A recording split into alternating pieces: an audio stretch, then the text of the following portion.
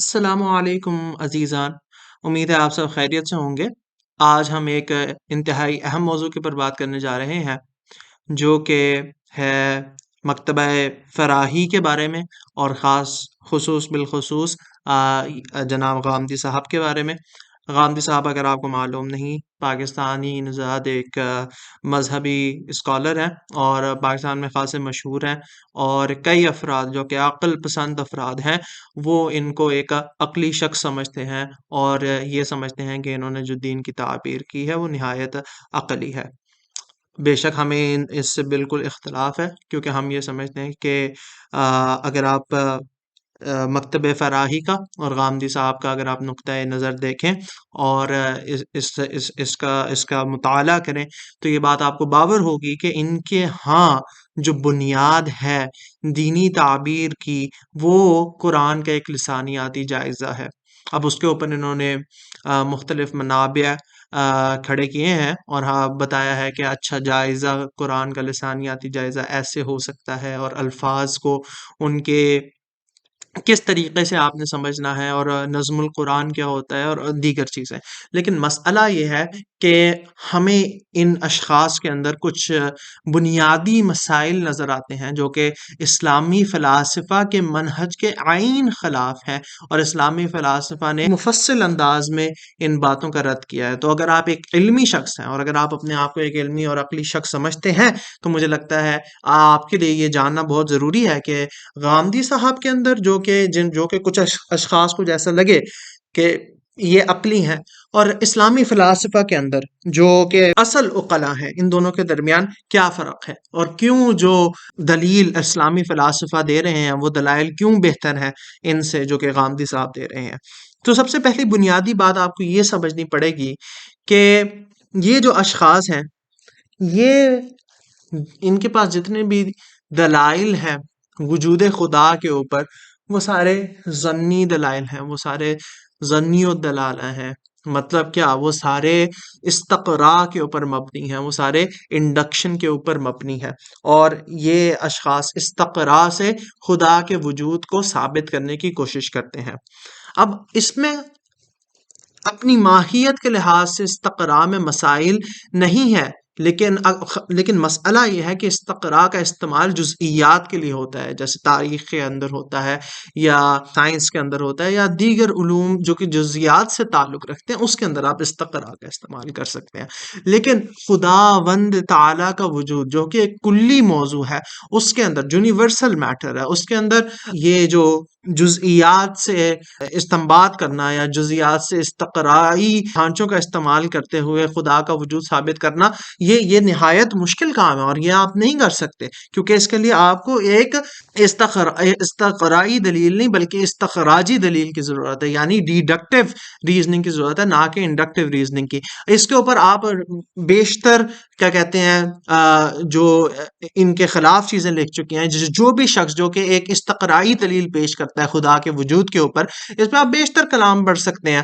ایک میں نے تحریر لکھی تو اس کے اندر میں نے آیت اللہ العظمیٰ عبداللہ جوادی عاملی کا کلام نقل کیا، جو کہ اپنی کتاب، ان کی بہت مشہور کتاب ہے تبین براہین اثبات خدا، اس کے اندر وہ فارسی کے اندر یہ کتاب ہے، تو اس کے اندر وہ بھی یہی بات کرتے ہیں کہ حساب احتمال ہاں جو ہوتا ہے نا، جو پروبیبلٹی ہوتی ہے، اس کو آپ استعمال کر کے کلیات کے اوپر جب آپ بات کرنے کی کوشش کرتے ہو، تو یہ جو پورا پروجیکٹ ہے، یہ جو آپ کرنے کی کوشش کر رہے ہو، یہ جو منصوبہ ہے، یہ کامیاب نہیں ہونے والا، کیونکہ کبھی بھی آپ جزئیات سے استقرائی منطق کا استعمال کرتے ہوئے یا استقراء کا استعمال کرتے ہوئے کچھ ایسی دلیل پیدا نہیں کر سکتے جس کے اوپر احتمال نہ پیدا کیا جا سکتا ہو۔ اسی کو اگر آپ آگے لے کے چلیں، کیونکہ آپ لوگ تو سمجھتے ہیں کہ آپ لوگ عقلی ہیں، تو ڈیوڈ ہیوم نے بھی اس کے اوپر بہترین تنقید کی ہے اپنی مختلف تصنیفات کے اندر۔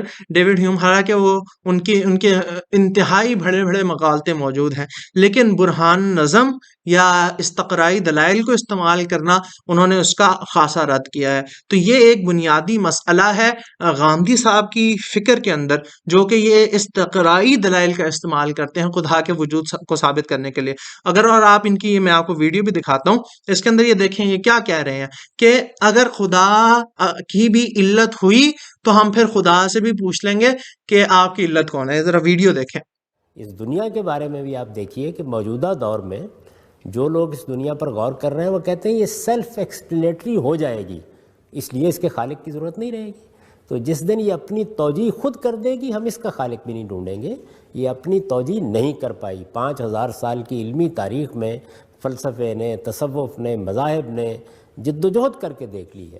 یہ بالکل واضح ہو گیا کہ ہمارا وجود اور یہ کائنات اپنے اندر غیر معمولی ذہن رکھتی ہے، غیر معمولی شعور رکھتی ہے، لیکن اپنے وجود کو ایکسپلین نہیں کر پاتی. اس لیے اس کی ایکسپلینیشن تلاش کی جاتی ہے، اس لیے اس کا خالق تلاش کیا جاتا ہے، اس لیے یہ جاننے کی کوشش کی جاتی ہے کہ یہ کہاں سے وجود میں آئی ہے. یہ جب اپنے آپ کو خود واضح کر دے گی کوئی اس کو تلاش نہیں کرے گا. یہی معاملہ خالق کا ہے، وہ اپنی ذات میں آپ موجود ہے، یہی ہمیں اطلاع دی گئی ہے. لیکن اگر معاملہ اس کے برعکس نکلا تو آپ اطمینان رکھیے اس کا بھی خالق تلاش کریں گے. اسلام. ہاں تو آپ نے اب ویڈیو میں دیکھا ہوگا کہ غامدی صاحب کیا کہہ رہے ہیں کہ اگر خدا کی بھی علت ہوئی، خدا کے بارے میں بھی ہمیں یہ بات لگی کہ خدا کی علت ہے، تو ہم خدا سے بھی پوچھ لیں گے کہ آیا آپ کی علت ہے یا نہیں ہے. تو مطلب انہوں نے یہ استقرائی منطق کا استعمال کرتے یہی مسئلہ پیدا ہوا ہے کہ انہیں یہ بھی معلوم نہیں، یہ انہیں معلوم نہیں ماہیت کے اندر، یہ انہیں معلوم نہیں بالذات کہ آیا خدا جو ہے وہ واجب الوجود ہے، آیا اس کی کوئی علت نہیں ہے یا وہ علت رکھتا ہے. ساتھ ہی ساتھ آپ نے یہ دیکھا کہ انہیں یہ بھی معلوم نہیں کہ آیا یہ جو کائنات ہے یہ خود واجب الوجود ہے یا نہیں ہے، خود ہی اپنے آپ میں وجود رکھتی ہے یا نہیں.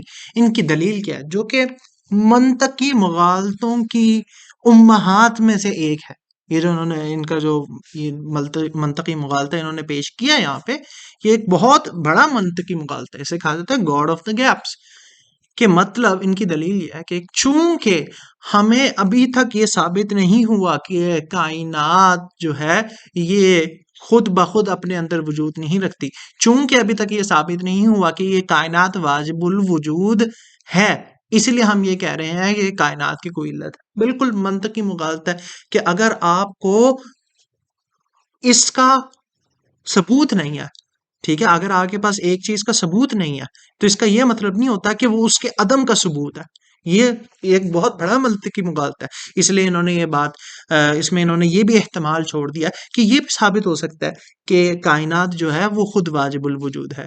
صرف مسئلہ یہ ہے کہ ابھی تک جو عوام ہے اور جو سائنسدان ہے وہ یہ ثابت نہیں کر پائے کہ کائنات خود واجب الوجود ہے. نہایت بڑا مغالطہ ہے یہ، اور اس سے یہ ثابت ہوتا ہے کہ فلسفے سے غامدی صاحب کے پاس کوئی دلائل ہے ہی نہیں فلسفے میں یہ ثابت کرنے کے لیے کہ جو کائنات ہے وہ ایک علت رکھتی ہے، یہ ثابت کرنے کے لیے کہ خدا خود کوئی علت نہیں رکھتا بلکہ خدا خود واجب الوجود ہے. بالکل منطقی مغالطوں کے اوپر یہ اپنے خدا کے وجود کو ثابت کرنے کی کوشش کر رہے ہیں.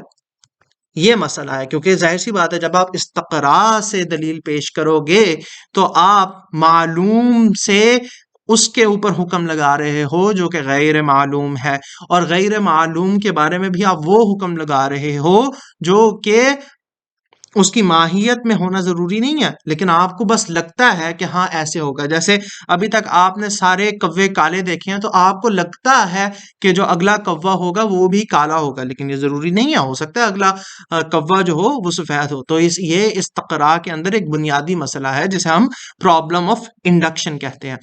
تو یہ ان اشخاص کے اندر ایک بنیادی مسئلہ ہے کہ ان کے پاس دلائل نہیں ہے، استخراجی دلائل نہیں ہے خدا کے وجود کے اس بات کے اوپر. اور یہ انتہائی بڑا مسئلہ ہے کیونکہ جب آپ پھر ملحدین سے بات کریں گے، خاص کر کے جو نو الحاد کی ترویج کرتے ہیں، وہ آپ کے ان استقرائی جو ادلہ ہیں ان کے ردود کر چکے ہیں. کب کے کر چکے ہیں؟ تو یہ پھر آپ کو نہایت بڑا مسئلہ پیدا ہوگا. اور یہی ہم دیکھتے ہیں کہ اگر کبھی بھی غامدی صاحب کے پاس مختلف ان کی ویڈیوز میں جب خدا کے وجود کے اوپر بات آ جائے اور ان کے سامنے کوئی ایسا شخص بیٹھا ہو جو کہ زیادہ کچھ فلسفے کو سمجھتا ہے تو وہ یہ جواب دینے کے قابل نہیں رہیں گے. اب ان کا جواب دینے کے قابل کون رہے گا؟ اسلامی فلاسفہ، جو کہ فلسفے کو سمجھتے ہیں، جو کہ اس بات کو سمجھتے ہیں کہ خدا کے وجود کے لیے استقرائی دلائل کا استعمال نہیں کیا جا سکتا، بلکہ آپ کو استخراجی دلائل دینے پڑیں گے. اور اسی لیے پھر جو اسلامی فلاسفہ ہیں وہ برہان الوجوب والامکان کو پیش کرتے ہیں، یا برہان الصدیقین کو پیش کرتے ہیں، یا برہان وحدت کو پیش کرتے ہیں، جو کہ سارے ایسے براہین ہیں جن کے اس بات کے لیے آپ کو کائنات کے مشاہدے کی بذات ضرورت نہیں ہوتی. کائنات کے مشاہدے کے بغیر بھی آپ ان دلائل کو ثابت کر سکتے ہیں اور ان ادلہ کو پیش کر سکتے ہیں اور ان سے خدا کے وجود کو ثابت کرنے کی سعی کر سکتے ہیں. یہ ہوگی ایک بات. دوسری بات یہ ہے کہ ان کے اصول کے اندر دو بنیادی غلطیاں ہیں. ایک ان کا اصول جو ہے، اگر آپ کو نہیں بھی لگتا، لیکن مادہ پرستی کے اوپر مبنی ہے. کس لحاظ سے؟ اس لحاظ سے نہیں کہ جو ان کی مابعد الطبیعیاتی ڈھانچہ ہے وہ مادہ پرستی کے اوپر مبنی نہیں ہے. مطلب میں یہ نہیں کہنا چاہ رہا کہ یہ خدا کے وجود کے منکر ہیں، لیکن مسئلہ یہ ہے کہ ان کا جو فلسفہ علم ہے، جو کہ جس کو ہم ایپسٹمولوجی کہتے ہیں، وہ سارا مادیت پرستی کے اوپر مبنی ہے. کیوں؟ میں آپ کو ایک ویڈیو اور بھی دکھاتا ہوں ان کی، جس میں غامدی صاحب یہ بات کہہ رہے ہیں کہ جو عقل کی حدود ہیں وہ صرف مادی کائنات تک ہیں. اس سے فلاسفہ 100% اس بات کا رد کرتے. تو یہ تھوڑا آپ ویڈیو دیکھیں، پھر میں آپ کو بتاتا ہوں اس میں مسئلہ کیا ہے. وہ نام محسوس ہماری اس دنیا کے اندر ہے یا باہر ہے، یعنی ہمارے نفس کے اندر ہے یا ہمارے وجود کے باہر ہے، یہ سب ہماری رسائی میں ہے. یعنی اس تک ہم جہاں تک جانا چاہتے ہیں جا سکتے ہیں، لیکن اس سے ماورا جانے کی اگر سوچیں گے تو پھر ہم اپنے تخیلات کے گھوڑے دوڑائیں گے. وہ ایک خطرناک دنیا ہے. اس سے حظ اٹھایا جا سکتا ہے، اس کی بنیاد پر آپ ناول افسانہ لکھ سکتے ہیں، لیکن وہ حقائق سے دور لے جانے کا باعث بنتا ہے. چنانچہ افلاطون کا عالم مثال ہو یا نو افلاطونی فلسفے کے تنزلات ہوں، یہی بتاتے ہیں کہ انسان نے یہ راہ اختیار کر کے کچھ نہیں پایا. لیکن جیسے ہی تو یہ آپ نے ویڈیو دیکھی. اب دیکھیں اس کے اندر مسئلہ یہ ہے کہ یہ ایک مفروضہ ہے غامدی صاحب کی طرف سے، نہایت بڑا مفروضہ ہے کہ آپ کو، اگر آپ نے مادی دنیا کے علاوہ کسی اور چیز کے بارے میں کوئی آپ نے بات کی یا کوئی قضیہ بیان کیا، تو بالذات ہی وہ قضیہ ایسا ہوگا جو آپ کے تخیل کے اوپر مبنی ہوگا. اور یہاں پہ تخیل سے انہوں نے مراد لی ہے کہ افسانوی بات ہوگی. اسے فلسفی نگاہ کے اندر اس ویو کو کہتے ہیں امپیریسزم، یعنی یہ کہ عقل سے آپ صرف امپیریکل چیزوں کے بارے میں حکم لگا سکتے ہیں، لیکن مابعد الطبیعیاتی چیزوں کے بارے میں آپ کو کچھ معلوم نہیں ہو سکتا، میٹا فزیکل چیزوں کے بارے میں آپ کو کچھ معلوم نہیں ہو سکتا. اور اس کا فلاسفہ نے بہترین طریقے سے رد کیے ہیں. کیوں؟ کیونکہ انہوں نے، ظاہر سی بات ہے، انہوں نے اس بات کو ایسی آسان طریقے سے اس کا رد ایسے کر دیا کہ انہوں نے مابعد یا طبیعیاتی چیزوں کے بارے میں کلام کر دیا. سادی سی بات ہے. اور اگر اب ان کی دوسری بات دیکھی جائے تو انہوں نے ہمارا نام لیا اور کہا کہ یہ جو نو افلاطونی فلاسفہ ہیں، ان کے تنزلات سے ہی پتہ چل جاتا ہے کہ انسان کو اس کا کوئی فائدہ نہیں ہوا. بالکل یہ غلط بات ہے. اگر آپ دیکھیں تو عقل کو پسند کرنے والے فلاسفہ ہیں، انہوں نے انسانوں کی ترقی کے اندر بھی راہ ہموار کی ہے. کتنے فلاسفہ ہیں جو کہ عقل پسند تھے اور جن کے کاموں کو، جو کہ یا تو خود سائنسدان تھے یا جن کے کاموں کو دوسرے سائنسدانوں نے پسند کیا اور اس سے سائنس کی ترویج کی. ہمارے پاس ابن سینا ہیں، ہمارے پاس ابن رشد ہیں، شہاب الدین سہروردی ہیں، ہمارے پاس ملا صدرہ ہیں، ہمارے پاس اگر آپ ویسٹ کے اندر چلے جائیں، انہوں نے ڈیکارٹ کی مثال دی. مضحکہ خیز بات ہے، ڈیکارٹ کی مثال دے رہے ہیں امپیریسزم کو سپورٹ کرنے کے لیے، مادیت کو سپورٹ کرنے کے لیے، یا مادی ایک فلسفے کو، ایک علمی فلسفے کو سپورٹ کرنے کے لیے. در حقیقت یہی وہ سبق تھا جو ڈیکارت نے دیا تھا کہ ہم ان دونوں دنیاؤں کو، ایک جو ہمارے حواس سے ماورا ہے اور ایک جو اس کے اندر ہے، الگ الگ کر کے رکھیں تو ہماری تقودو برابر ہوگی. اور مثال ڈیکارٹ کی دے رہے ہیں جو کہ خود ریشنلسٹ تھے، جو کہ خود یہ کہتے تھے کہ آپ کلیات کا ادراک کر سکتے ہیں، اور نہ صرف کلیات کا ادراک کر سکتے ہیں بلکہ بدیہیات اولیہ کو استعمال کرتے ہوئے مابعد طبیعیاتی موضوعات کے بارے میں بات کر سکتے ہیں. ایسے ہی سپنوزا ہیں، ایسے ہی لائبنیز ہیں، ایسے ہی نیوٹن ہے. سارے یہ تمام جو اشخاص تھے یہ سارے ریشنلسٹ تھے اور یہ بات مانتے تھے کہ انسان بدیہات الاولیہ کا استعمال کرتے ہوئے خارجی حقیقت کے بارے میں کچھ چیزیں معلوم کر سکتا ہے. بلکہ بڑے بڑے میتھمیٹیشنز جیسے گوڈل ہے، وہ جن کا گوڈلز انکمپلیٹنس تھیورم مشہور زمان ہے، وہ بھی عقلیت پسندوں میں شامل تھے، عقل کو پسند کرتے تھے، ریشنلسٹ میں سے تھے. تو یہ جو غامدی صاحب کی بات ہے نہ صرف غلط ہے، نہ صرف علمی طور پر غلط ہے، بلکہ اس میں جو انہوں نے ڈیکارٹ کے فلسفے کے بارے میں بات کیا، یا تو وہ کذب بیانی ہے یا یہ خود ہی نہیں جانتے کہ ڈیکارٹ کا فلسفہ کیا ہے. تو اس سے بھی ثابت ہوتا ہے کہ غامدی صاحب خاصے ناآشنا ہیں فلسفے سے. اور اس کے اندر آپ اب ان کے اپنے کلام کے اندر آپ کانٹرڈکشن دیکھیں. ان کے اپنے کلام کے اندر ہی انہوں نے اپنا رد خود کیا ہے. ایک جگہ یہ اسی کائنات کو دیکھ کر، طبیعیاتی نظام کو دیکھ کر مابعد طبیعیات کے بارے میں قضایا بیان کرتے ہیں. مطلب یہ کہ خدا وجود رکھتا ہے، اور دوسری طرف یہ بات کہہ رہے ہیں کہ اس دنیا کو دیکھ کر یا اس دنیا کے علاوہ بھی خالص عقل کا استعمال کر کے آپ مابعد طبیعیاتی کوئی بات کر ہی نہیں سکتے. یہ صریح مغالطہ ہے، بالکل صاف مغالطہ ہے، اور ان کی اپنی فکر کے اندر آپ کو تضاد دکھاتا ہے، کیونکہ ان کی اپنی فکر کے اندر ہی ایسے تضادات موجود ہیں، صاف صاف موجود ہیں. کیونکہ ایک مسئلہ یہ ہے کہ ان کا جو اصول ہے وہی ثابت نہیں ہے. انہیں اپنا اصول ہی معلوم نہیں ہے کہ آیا عقل مابعد طبیعیاتی چیزوں کے اوپر حکم لگا سکتی ہے یا نہیں لگا سکتی. یہ بات انہیں معلوم نہیں ہے، اور اسی میں یہ تذبذب کا شکار رہتے ہیں. تو مسئلہ یہ ہے، تو فلاسفہ یہ کہتے ہیں کہ بے شک جو عقل جو ہے وہ مابعد طبیعیاتی چیزوں کے اوپر حکم لگا سکتی ہے.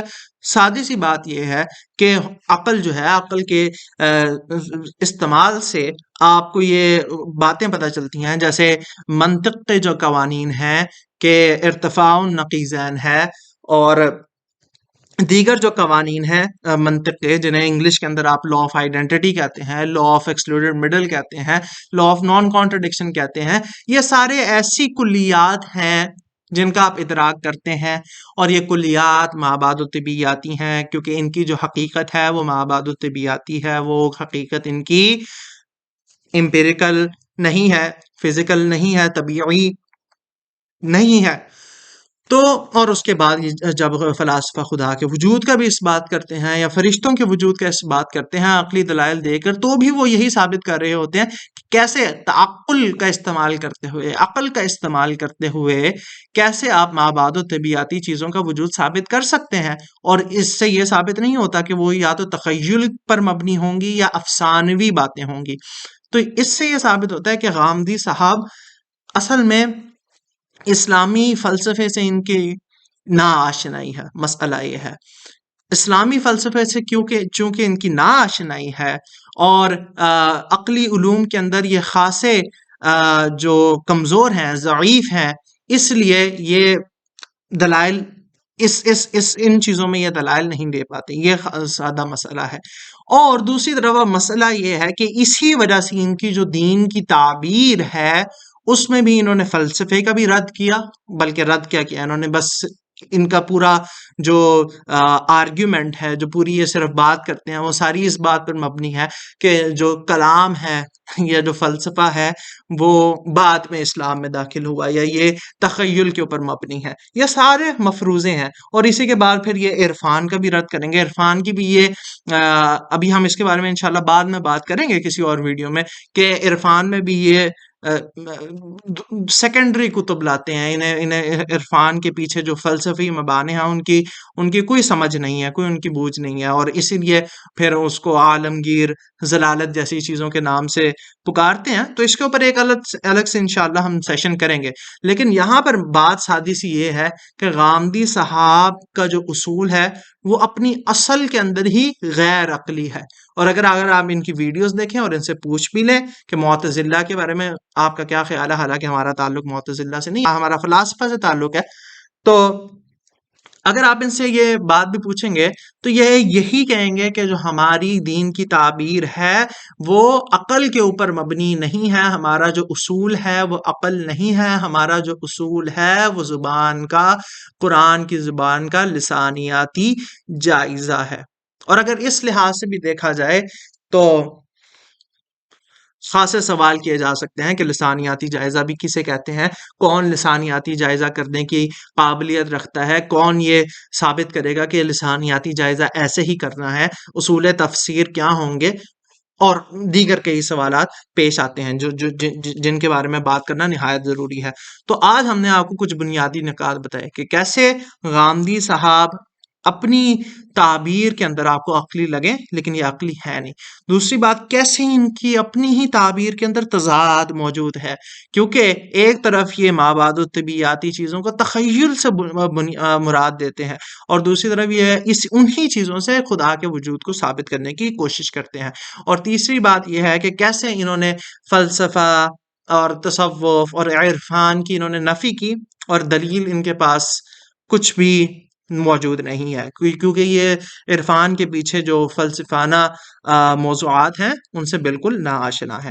تو اگر کوئی بھی عقلی شخص ہے وہ ان چیزوں کو دھیان سے پڑھے اور ان پر غور و فکر کرے تو وہ بھی ہماری طرح اسی نتیجے پہ پہنچے گا کہ اسلامی فلاسفہ جو ہیں وہ غامدی صاحب سے نہایت افضل ہے. اور غامدی صاحب بے شک آپ کو عقلی لگے لیکن اپنے اصول کے اندر یہ عقلی نہیں ہے. امید ہے آپ کو یہ ویڈیو پسند آئی ہوگی، اور اگر پسند آئی ہے تو اسے شیئر کریں، سبسکرائب بھی کر سکتے ہیں، اور انشاءاللہ آگے بھی ایسی ویڈیوز آتی رہیں گی. تب تک کے لیے مع السلامہ وما علینا الا البلاغ المبین.